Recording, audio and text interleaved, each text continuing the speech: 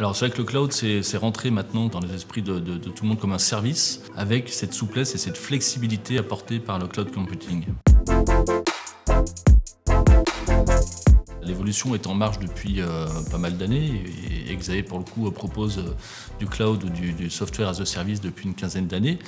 Mais la crise sanitaire que nous avons connue a permis en tout cas d'accélérer cette évolution sur un système qui permet de facilement assurer le télétravail et là aussi garantir l'accès aux logiciels de gestion à l'ensemble des agents concernés bien plus facilement en mobilité de chez soi ou sur d'autres sites que le site principal de travail. Oui. La dématérialisation, elle couvre vraiment tous les secteurs. L'État, depuis de nombreuses années, pousse aussi dans ce sens-là. Et donc, on va en bénéficier en tant que citoyen, avec ce que vous avez pu connaître au niveau des impôts, au niveau des différentes déclarations.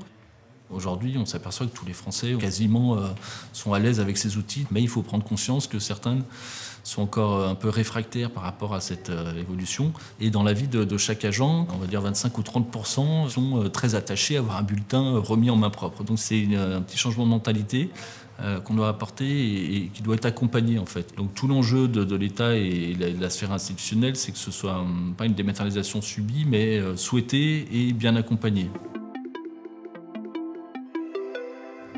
Alors nous, notre rôle, c'est vraiment à travers nos outils de gestion, de pouvoir simplifier au maximum, fluidifier en fait cette mise en place de la dématérialisation, tout en apportant en fait une garantie en termes de traçabilité, en termes bien sûr de sécurité, on ne l'a pas évoqué, mais c'est en lien aussi avec le cloud computing.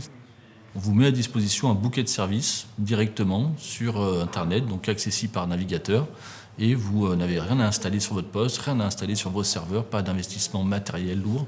En termes de modèle économique, on est sur une consommation basée sur un abonnement. Pour les collectivités et la sphère publique en général, c'est quelque chose qui apporte beaucoup plus de souplesse en termes d'usage, en termes de déploiement et en termes de gestion.